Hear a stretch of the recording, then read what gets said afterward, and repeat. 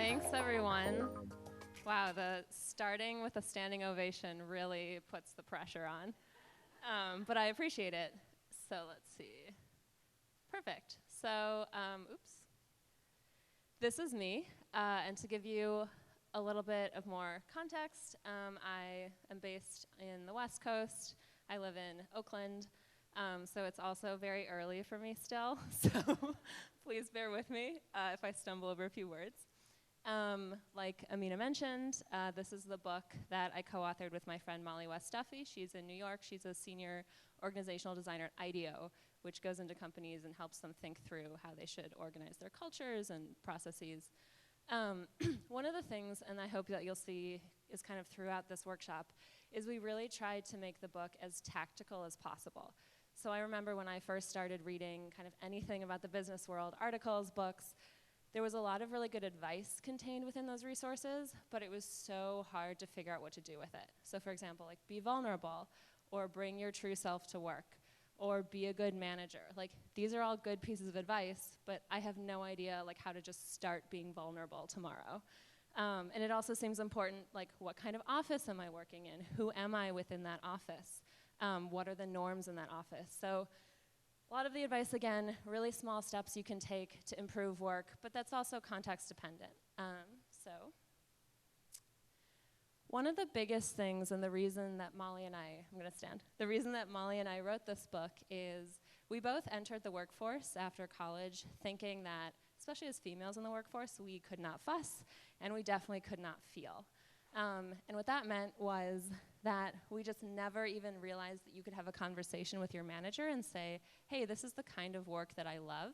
How can I shift my responsibilities more towards that? Is there like upward mobility or opportunity around this type of work? And then the more that we started actually talking to people about this and interviewing people for the book, we realized that if you work from home, any office you work in, even if it seems like very quiet and closed off, everyone is feeling similar things. Everyone has moments of anxiety. Everyone is really, really frustrated sometimes. These are just part of being a human, and humans work. So even if you have bought into this idea that we should bring emotions into the workplace, there's still a lot of stuff that's unclear. There's not really a script written for a lot of the things we deal with at work.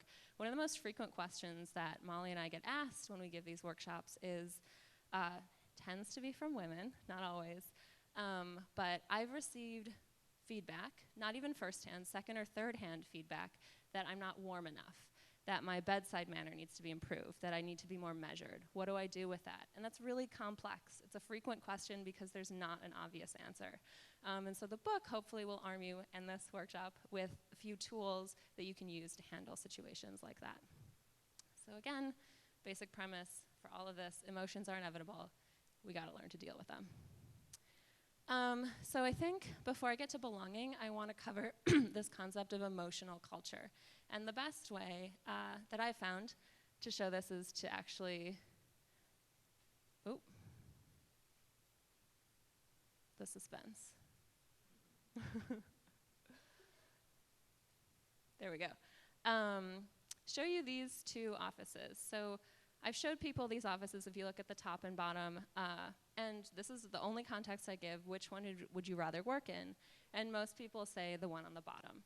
And what's interesting is that you don't know anything about the people, anything about the work they're doing. It's all just these really small signals and gestures. So on the bottom, there's photos of employees, maybe from an activity day, whereas on the top, you see there's admonishing signs. So they might say, don't leave your trash on the table, don't jam the printer. On the bottom, they're celebrating something, they're asking if you need help, and they're just saying things like, bless you. And this is what an emotional culture is. It's based on these really small signals that actually have a huge impact on how we feel when we walk into a space. And this happens because no employee is an island, even if you work on an island. So we catch each other's feelings through a process called emotional contagion. And if you've ever sat in an office and the person next to you is not saying anything, but they are like hunched over their computer, their leg is jiggling, they're kind of like vibrating a little bit, they're like biting their lip, you will start to feel anxious, even though no conversation has happened. And that's because, again, these emotions are visible in ways that are not verbal, and we internalize those and then begin to mimic them. Not only in person, happens digitally, so really important for remote workers too. If you've ever texted someone and suddenly it starts taking them a really long time to respond, and then suddenly you get sure, period, or K, period. There's an emotion that's being conveyed, and you will start to feel a little nervous, or you'll be like, oh, I don't really love this conversation. Oops, sorry. Emotions can also go viral. So this is one of my favorite pieces of research, and they showed that it happens like this. So I have a really bad day at work. I come home, and I'm super grouchy towards my partner. And we go to bed, he feels bad, I feel bad. We get up the next morning, we both still feel bad, we just have to rush to work. He goes into his office, and now that bad mood has spread from my office into his office. So it's really important to do the emotional work and like practice self-care, because how you feel can often impact both in good and bad ways. So if you're really excited, then people around you often get excited. Adam Grant, who is a professor at Wharton, has written a ton of best-selling business books. He says the best way to figure out what a company's emotional culture is to say, tell me a story that would only happen here. And so I'm going to deviate slightly right now to give 2 pieces of interview advice. If you're interviewing at a place, ask this question. When I've asked people this, responses tend to fall into 2 categories. So either people will be like, which is great, like they smile because they just like instantly remember this really lovely memory, great place to work, or they go like this. And you probably don't want to work there because the first thing that came to their mind was just like some horrible like boss screaming at them. So that's my advice for interviews. Second piece of advice based on emotional cultures is to ask to go to the bathroom and then do like a sneaky spy tour of the office. And look at what do people have on their desks, what's on the walls. So I gave a workshop at a company once. It was like a very Silicon Valley company where when I went to the bathroom, everything was white and there was nothing on anyone's desk. And it just felt really weird and creepy. As opposed to the place where I work at, people have lots of photos. They have like souvenirs from trips they went on. And a lot of those photos are like them with their same-sex partner. So really strong signal that they feel comfortable sharing that part of themselves with their coworkers. I'm going to give an example of that I hope shows the emotional culture of a place. So I worked at a company called Rap Genius, which is now Genius. It's a music, lyrics, annotation site. People can go onto it, highlight lyrics, and sort of explain what the lyrics might mean, what the producer was thinking, what the artist was thinking at the time when they wrote those. So I worked there when it was still Rap Genius, so a lot of like Kanye lyrics, Drake lyrics, and when I left, I was working on product, so I communicated a lot with our site users, and I did so in the forums. So this is what I posted to the forums the day that I left. My username was Bee's Knees, and you can see like lowercase, really emotionally expressive, adventure time, it's a GIF. I couldn't get the GIF to work, but it was a GIF. And then users responded in kind. So same, lots of sad Kanye faces. And then it was an internet forum, so the trolls showed up. And this user is actually, I've been on the phone with this person. So I think this tells you a lot about what it was like to work there, and it's a really short example. Which brings us to belonging. So a lot of companies now are focused on diversity and inclusion, which is good. We should have more representation from people of all groups and companies, and we should include them in things. But they miss out on this thing called belonging. And so in the book we say, diversity is having a seat at the table, inclusion is having a voice, and belonging is actually having that voice be heard. So if you've ever been in a conversation and it just seems like people aren't really paying attention to you, they're not responding when you say anything, they're not taking your ideas seriously, you don't feel belonging. And it's so I often get asked, what's the business case for this? And it's so frustrating to get this question, because if you spend so much money to bring people of different backgrounds with unique perspectives into the room, and then you don't make them feel safe sharing everything that makes them special, you've just wasted so much money. And also, those people are going to leave. And so you're just throwing money at this problem without actually solving it. And it's not, it should be obvious why we want this. We also spend so much time at our work. More and more we're picking jobs. We have the ability to pick jobs that really make us excited. And so we don't just want to know that we can survive at work, that it's a paycheck. We want to know that we can thrive, that we can be our best selves there. So this is a quick example based on a true story from my life of what it's like to not feel belonging and why this is so bad. So when I was new at a job, I remember sitting in a meeting and we were brainstorming things, and I suddenly had what I thought was maybe a really good idea. And instead of saying anything, I immediately thought, like, should I say anything? Should I speak up and share this? And then I went into the whole spiral of, like, what will people think? Am I going to sound smart? I'm new here. I really want to prove myself. And by the time I was ready to say something, the conversation had moved in a completely different direction and then was soon over. So not only did I not share my idea, I also missed out on everything that happened for like the next 5 minutes. And so this is what happens when you don't have belonging. I'm going to do really quick rundown through the research, just so if you need some facts to throw at people, here they are. We're more likely to leave organizations where employees show little compassion and gratitude. When our bosses are rude or punitive, we have a harder time remembering information. I love this, so I studied economics and math in undergrad. And I remember thinking at one point that, like, I thought about, I don't know why looking back, but I wanted to be an investment banker. Yeah, it's very strange to me now. And I just remember thinking, like, the financial industry is this industry where to be successful, you just have to, like, scream at people and throw books on the floor and, like, demand coffee from, like, senior people. And this study was performed on hedge fund managers, or managers at hedge funds. And they found that managers of teams the managers were really like mean and doing these things like screaming, throwing books on the floor. Their teams had lower performance, lower returns on their investments than managers who were supportive and tried to elevate their team members. So I really love this one. When we feel supported and motivated, we're happier and more productive, and then we're also healthier and better able to cope with job stress. One of the people we interviewed for the book was the CHRO at LinkedIn.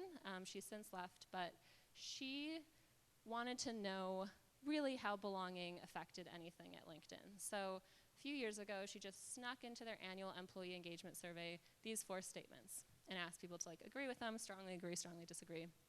I feel comfortable being myself. I go out of my way to help others. If something bad happens, I still feel safe, and someone cares about me personally.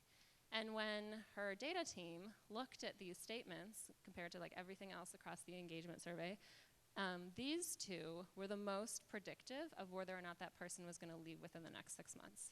So again, this translates into financial returns. You want to keep great people, especially since we're now more and more spending money to find them and bring them in. Okay, so I want you to turn to someone next to you, ideally someone you don't know, introduce yourself, and then try and think of a time and share it when you did not feel belonging. And this can be from your childhood, high school, work, whatever domain of life. And I want you to really focus and try to identify the small things that happen in that interaction that cause you to feel excluded. For introverts I'm an introvert, so based on that, I'm going to keep this short.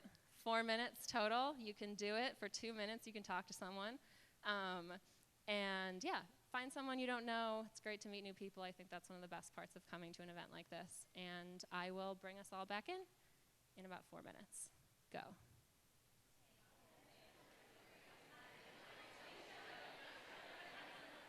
So hopefully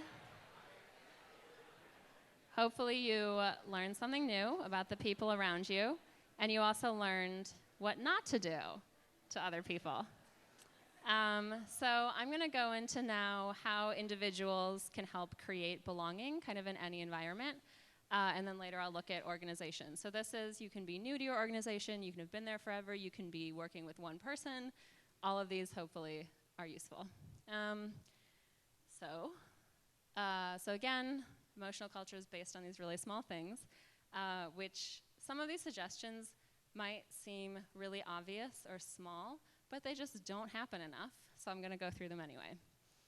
And we call them micro-actions. So if you've heard of a microaggression, this is kind of like its friendly counterpart. Again, these really small things that make people feel good. So the first one is just pronounce and spell names correctly. Again, doesn't seem like rocket science. One of the people I interviewed for the book was a manager of Teachers for Teach for America, and she said that they spend so much time with their teachers enforcing this idea of like the first and most important thing you're gonna do is learn how to pronounce everyone's name. Because if you cannot pronounce their name, it's impossible to have a human connection with someone.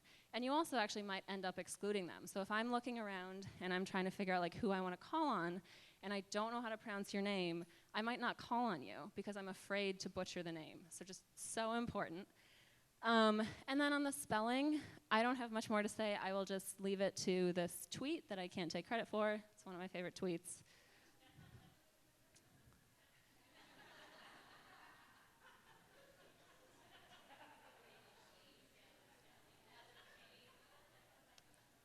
So I'm an Elizabeth with an S, and so many people, Elizabeth with a Z, and then I'll write back with an S, and then they'll write it again with a Z, and it's just like, it's not a big deal, but come on, it's right there. So the next one, when someone joins a conversation, take a moment to bring them up to speed. As I said, I'm an introvert. You actually might see me doing this today. My sort of networking approach is I will find a group of people, and I will like walk up to the group, and I will stand there until someone acknowledges me. Because I'm just like, I don't know how to enter this talking group of people. And I did this once at a party. I was just like awkwardly standing there, and the person who was talking stopped talking, and he said, "Hey, who are you? This is who I am, this is who these people are, here's what we're talking about, what do you think?" And it was so lovely. Like, it was just like, I love this person. He's actually my boyfriend now. So I really do love him now. But I think it's just like such a good thing to do. And a lot of times when I have smaller groups and have people share out when they did not feel belonging, a lot of it comes down to like a lack of information. I was invited to this meeting. I had no idea what was going on.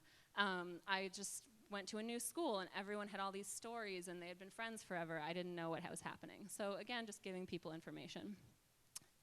Eat meals together. Lots of research shows that when you just sit down and have lunch, you talk about your personal lives, you just get to know each other better. Really important, seems basic. Do it. Too many people eat lunch at their desks.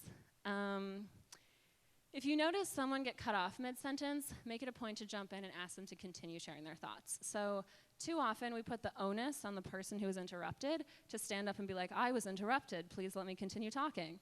And they just got interrupted, so they're probably not feeling that confident. So just stepping in, asking them to share their thoughts, it's a really nice sort of subtle way of being like, everyone needs to stop interrupting each other.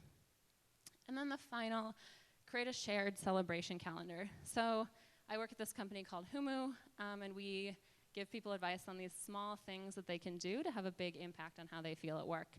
And one of the things that we've done internally is create this shared celebration calendar. So anyone who joins the company, when you join, you get like a Google Doc that lists like all these holidays that are meaningful to employees at the company. So we have like Dias de los Muertos, we have Lunar New Year, and then you, if there's something that's really important to you, you can add it to the calendar, and you get one floating holiday a year, and you can take that day off as a holiday. And if you want to, the day before, you can kind of share why you're taking it off, kind of educate people about it. It's not necessary, but I think it sends a really strong signal when you're entering an organization to see that like these are all these days that are important to us, and also just kind of to learn about the different people that you work with.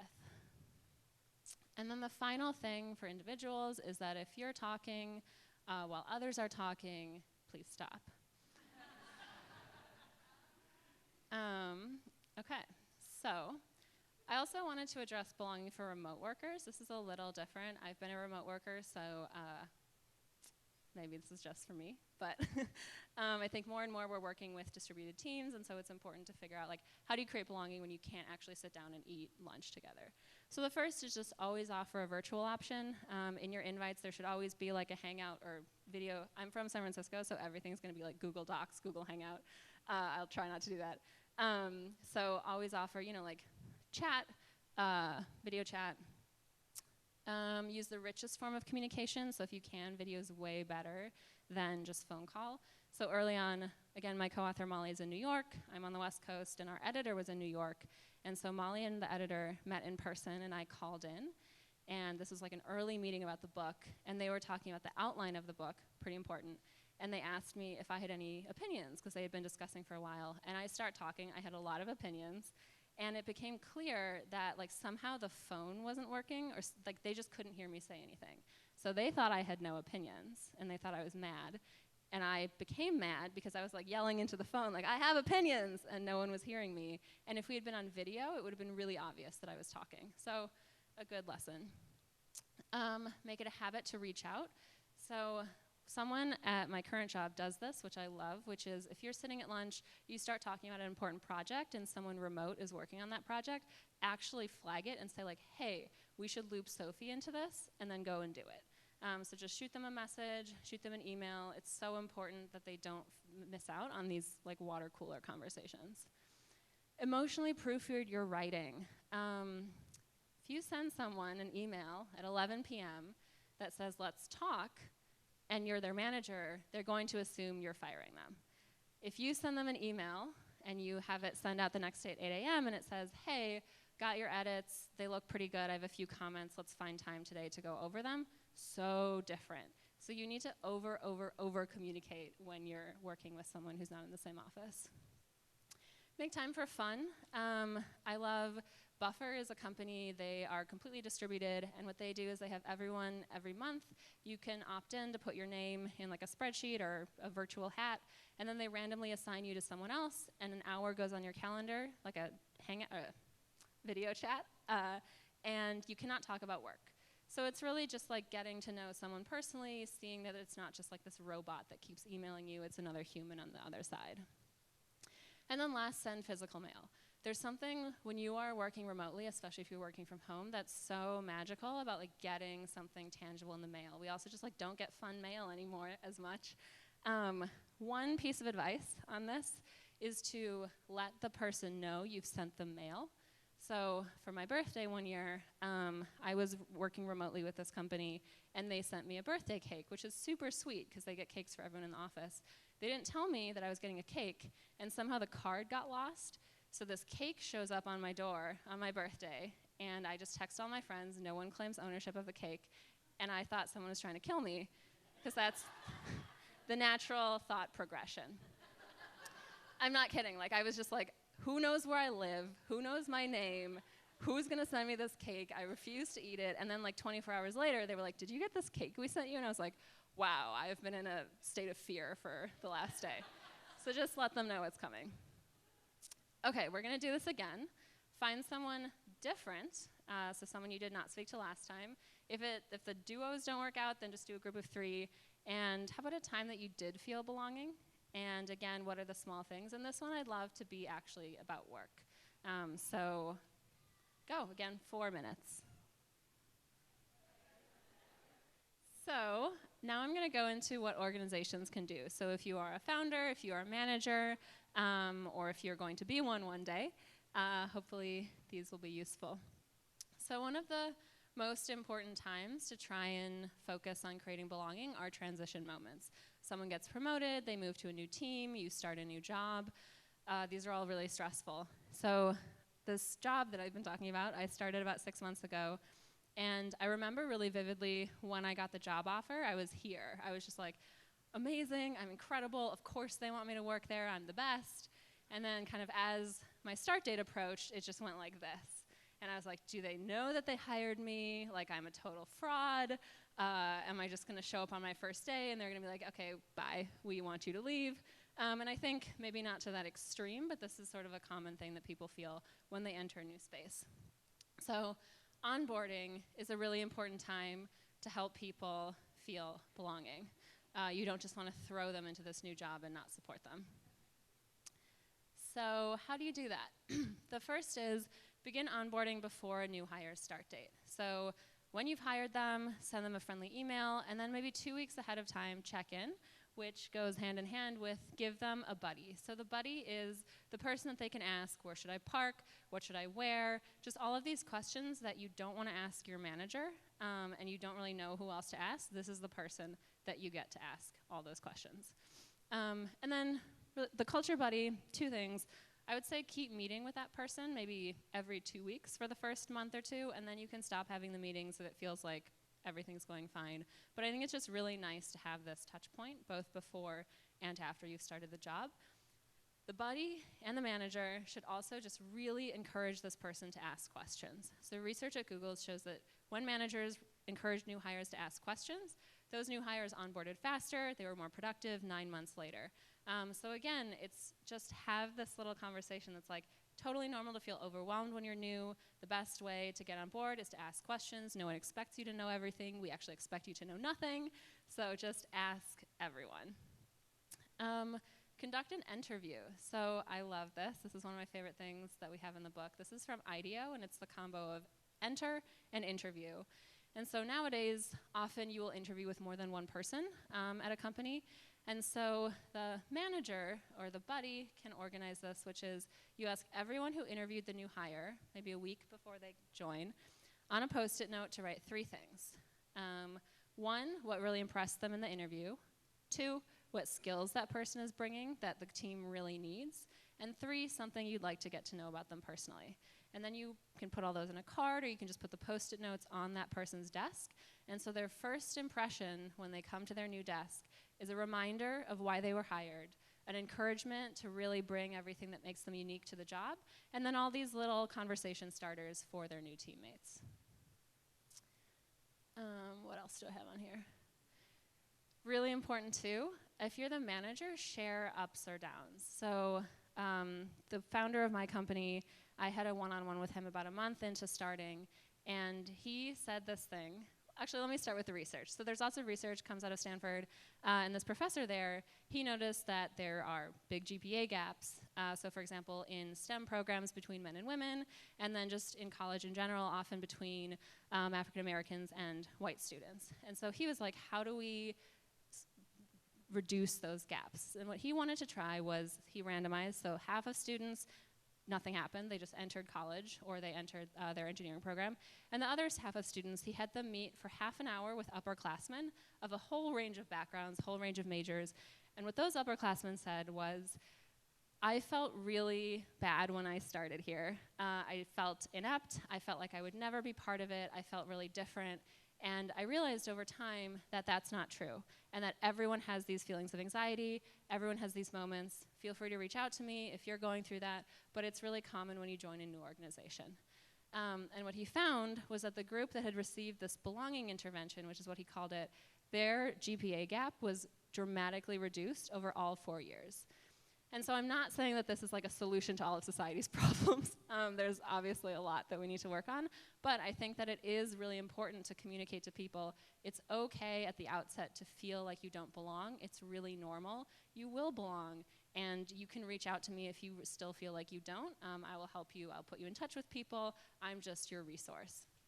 So managers, the way this translates into the workplace is when people start in the first month, and this is what the CEO of my company did, sit down with them and say, this is not the audition anymore. The audition was the interview, and you made it. You got the part, and we're not expecting you in the first 6 months. It takes 6 months before an employee really starts contributing a lot to an organization. We're not expecting you to be like the shining star. You don't have to prove yourself. You already did that. So keep asking questions. Don't feel bad if you don't know something. It's totally normal.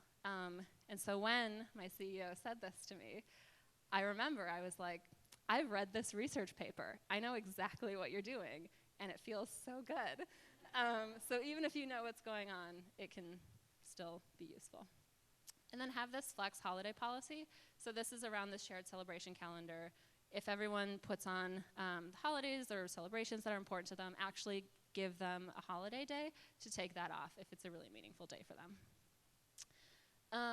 Meetings. Meetings are another place where belonging can nosedive.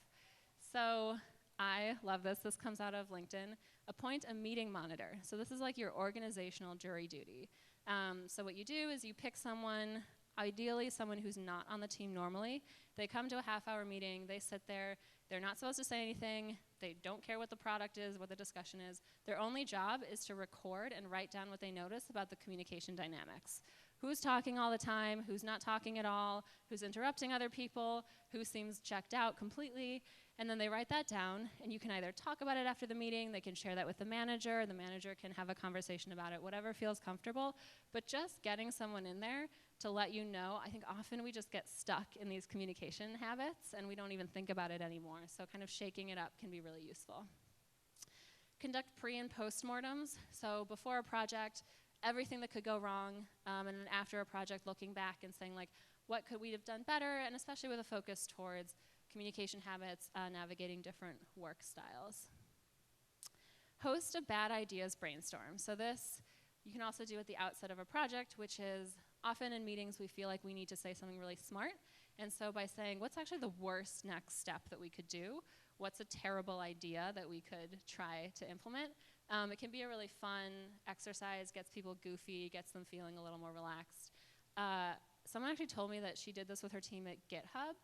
And it was, I think the prompt was like, what's the craziest way that like hackers could like ruin our product? Let's talk through some really horrible uses of GitHub. And then that actually ended up revealing immense like privacy and security risks that they ended up acting on. So sometimes a bad ideas brainstorm can actually end up in good ideas. Recognize unique skills and perspectives. So there's kind of two components of belonging. One is the social element, which is like I want to feel like I'm included, like people listen to my ideas. And then one is also just trying to get rid of this feeling and this anxiety that many people have, which is like, I'm gonna get fired. I need to be like constantly striving, constantly proving myself. And so when someone shares something from their background or a perspective that's different that you haven't heard before, thank them for it and make it explicit. Be like, I'm so glad you raised that issue. I'm so glad you shared that. I think it goes a long way. It's a really simple thing, and it's kind of an explicit acknowledgement of what you value. And then the last thing, which leads into the worksheet that you should have all gotten, is fill out a how to work with me guide. And so this is one of the best ways to avoid a lot of anguish and strife on your team, is to just understand different people's work styles. And so I really encourage, if you're a manager, to actually set aside time and have your entire team do this as an exercise together. And it's often because if you're an introvert, sometimes it's really hard to come up and say, hey, on this work trip, I can't go to the happy hour after being with all these people for 8 hours. Like, I just need to go back to my hotel room. I like everyone, I just need quiet time. And it's not really clear where or when to say that. So by creating space for people to voice these concerns, to voice their preferences, you can actually, again, avoid a lot of people being like, why is this person never coming to our happy hours? They must hate us.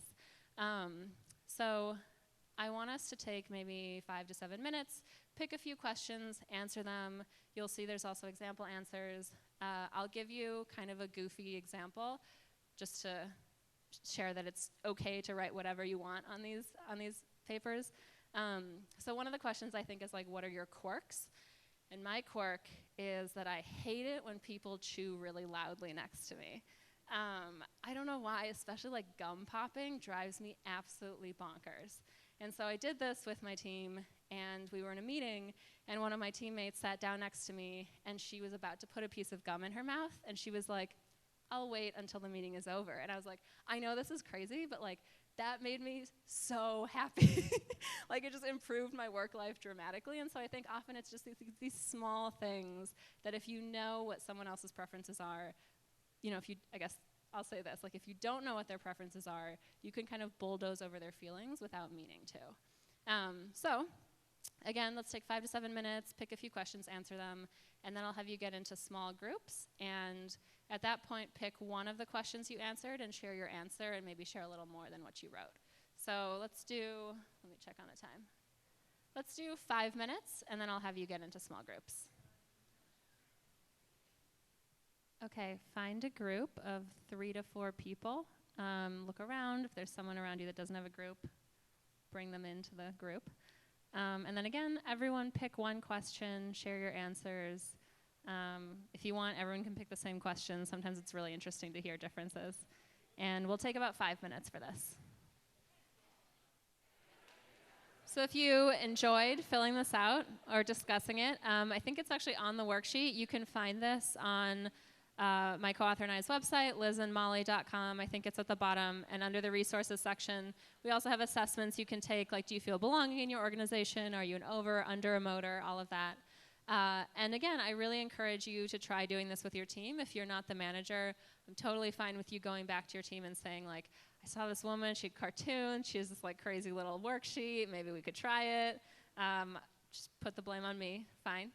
I also had a question about distributed teams. I think there a great strategy is sending this out ahead of time and then having like a half-hour virtual meeting and saying pick the question that's most important to you and then share why, share what it is, and you can even say like what's one tactical thing that as a team we could do to better support you in this. So it might be like a time zone thing. Something that we did recently in my work after doing something similar was we had been doing our all hands, like our big company meeting at 3 p.m. in California, which was super late for people on the East Coast. So we moved it up. Should have been obvious, but this kind of an exercise really helped.